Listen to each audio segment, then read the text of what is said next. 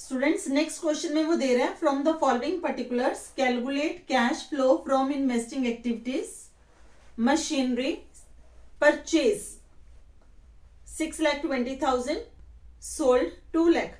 Student इस question के अंदर वो करंट ईयर और प्रीवियस ईयर की वैल्यूज नहीं दिखा रहा, ओपनिंग और क्लोजिंग हम कह सकते हैं, वैल्यूज नहीं दिखा रहा, वो सेल और परचेज की कैलकुलेटेड प्राइस दिखा रहा है। तो इसमें हमें अकाउंट बनाने की जरूरत नहीं है।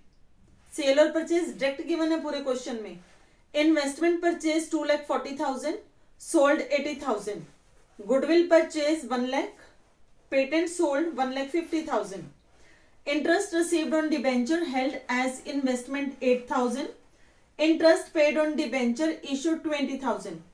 Interest paid, it's a part of the operating activities and financing activities. It's not a part of the investing activity, तो इसको हम नहीं लेंगे। Dividend received on share held as investment, ये investing activity का पार्ट है। Dividend paid on equity shares capital, ये भी ऑपरेटिंग एक्टिविटी का और फाइनेंसिंग एक्टिविटी का पार्ट है, इसको भी हमने नहीं लेना।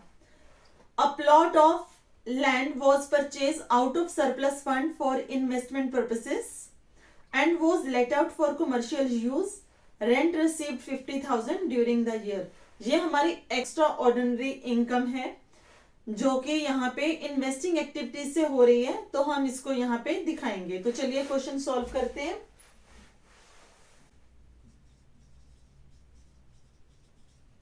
Purchase of machinery 6,20,000 outflow, sale of machinery it's inflow of 2 lakh, positive value. Purchase of investment outflow 2,40,000. Sale of investment inflow 80,000. Goodwill purchased, its outflow 1 lakh. Patent sold, its inflow 1,50,000. Then adjustments, interest received on debentures held as investment, means ये हमारी investing activity का part है और यहां से हमें inflow हो रहा है 8,000 का। Then dividend received on shares, ये भी हमारी इन्वेस्टिंग एक्टिविटी का पार्ट है और ये भी हमारा इनफ्लो है 20,000. Rent received 50,000. ये हमारी एक्स्ट्रा ऑर्डिनरी आइटम है और वहां से हमें इनकम रिसीव हो रही है, तो ये हमारा टोटल आ जाएगा। देखिए 6,20,000 आउटफ्लो, 2,40,000 आउटफ्लो, 1 लाख आउटफ्लो, तो टोटल हमारा हो गया 9,60,000 हमारा आउटफ्लो हो गया।